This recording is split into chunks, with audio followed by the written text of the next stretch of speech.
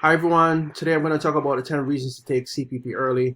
My name is Anthony Gordon, I'm a financial planner. I'm also a lawyer amongst a few other things. Today I wanted to talk on this topic because this week I helped a client fill out the paperwork that would be needed to be filled out in order for her to take CPP early, right? So we're going to talk about the 10 reasons. Here's the thing though, there might be some overlap. And the reason why I do that is because there might be certain instances where you may not think that you could use CPP when you actually could. So it's 10 reasons, but just a heads up, there might be some overlap. Now, let's get started. The first one is financial need. If you are in need of income because you're unemployed or you're not making enough money, then it just makes sense to take CPP. It provides the necessary funds that could help you in a situation where, it's a strain from a financial standpoint, not having that income. So it just makes absolute sense. And I think that's usually a given. But just so you know, for financial needs, the first one. Next one is health issues. If for whatever reasons you have health concerns and there's a potential that you might have a shorter life expectancy, it just makes sense to take the benefits now to ensure that you get them while you're alive, as opposed to having passed and not getting them at all, right? So again, if you have health issues, health concerns, or you have a shorter life expectancy because of health, or it could be that you're healthy but you have seen that family members in the past have not lived long, then you might go, you know what? History's kind of telling me something. I'll take it early.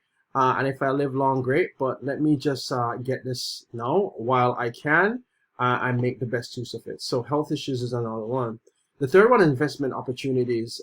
For some individuals who have a portfolio that has been doing well, they probably have portfolio managers or mutual funds or financial advisor whose performance they think can outperform CPP. That may be a reason for it, or who knows, there might be a person who's doing it themselves and they say, you know what, I could invest this in something and the yield is going to be better.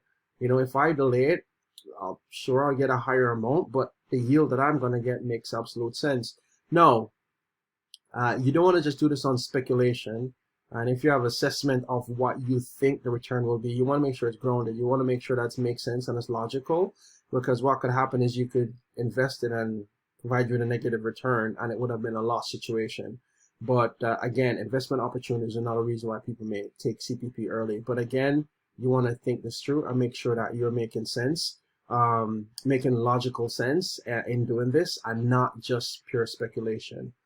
Lack of pension plans. So it might be that, you're at an age where you're working and you're commission based, or you have instability in your situation and you have no private pension and you're looking for some type of stable income that comes in at least every month. CPP is a great place for that.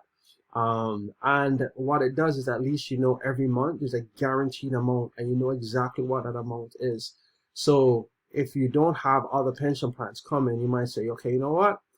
Even if you might have enough, you say, I just want this peace of mind that this comes in, and it just calms my anxiety. It may make sense from an emotional standpoint and financially also to have that stable income coming in, and you know that you're good with it. Next one is work-life balance. You could be working, and quite frankly, I find now more so than before, more people are not looking to leave the workplace. And I think it's longevity, obviously. A lot more people are living longer and in many cases healthier.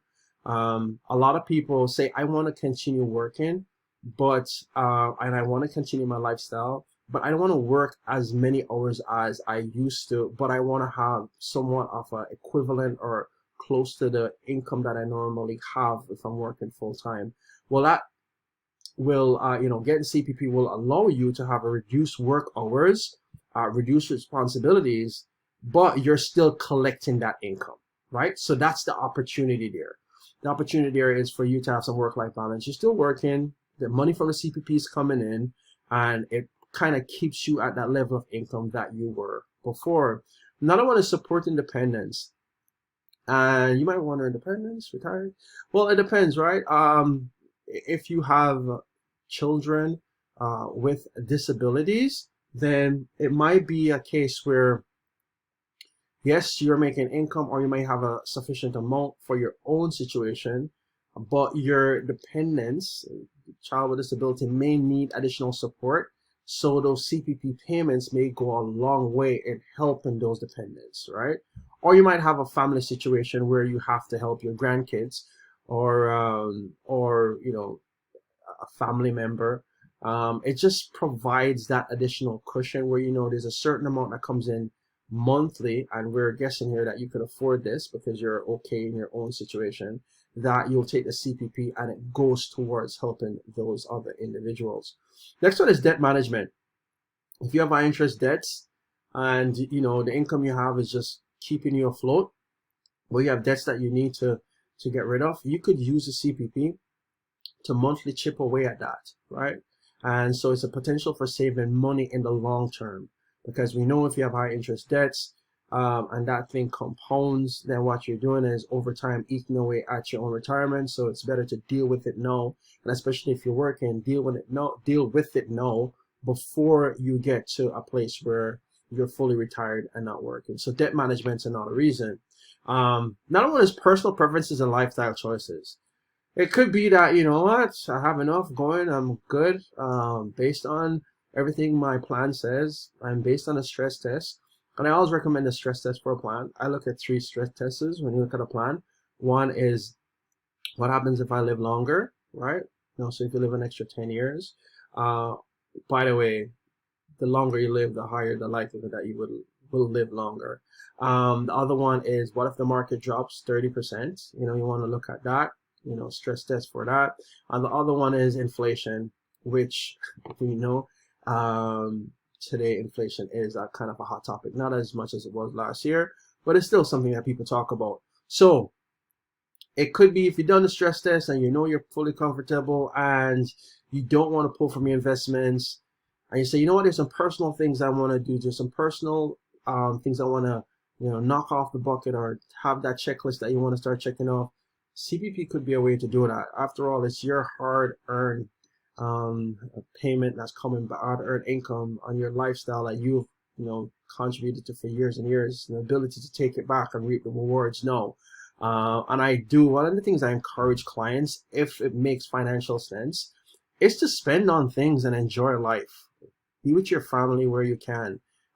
If there are places you want to see, if there are experiences you want to have, it is so important to get that stuff done, as opposed to waiting at a longer, pushing it off for 10, 20 years and waiting for a longer time period before you start thinking about that thing, because you just never know what will happen, right? No, we're going to be financially careful about where we approach these things, but where it makes financial sense, I absolutely believe that you should be having experiences. So it could be a means to travel a bit or take on certain activities, to do it while you're younger and more able, because as you get older, it's not the same experience, right?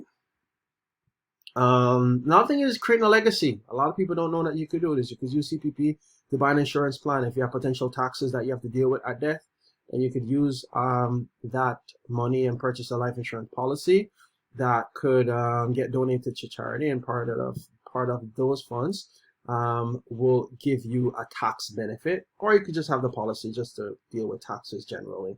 Another thing is, you could also use it to create a legacy for your kids. You could contribute to their RESPs. You could contribute to the parents' TFSA, knowing that that's designated and set aside for them, or to your TFSA, knowing that it's going to go to them. Or in certain instances, it may make even sense, you could actually buy a policy for the child, and that is a whole video in itself, but you could buy a policy for the child and have a power policy that grows with the child, that's paid off in however many years, and it continues to grow, which creates protection that the child can have, or a cash value that they could take from in the future. Another one is increased GIS eligibility. The good thing is, if you do take CPP early, I'm saying it's a good thing because it makes sense here, where if you take it earlier, it's a lower payment, and that reduced payment has a less likelihood to affect your GIS eligibility, right? Because GIS is based on your income, and so lower CPP payments could mean a lower total income, which potentially increases your GIS eligibility or the amount you receive, right? So now we're getting to really deep tax planning stuff. And of course, you're going to sit with your financial planner. If you have a means of calculating this, then great. But this is one of the reasons why you want to sit with a financial planner and go over, okay, what is the best withdrawal strategy and what's the most tax efficient withdrawal strategy that I should use.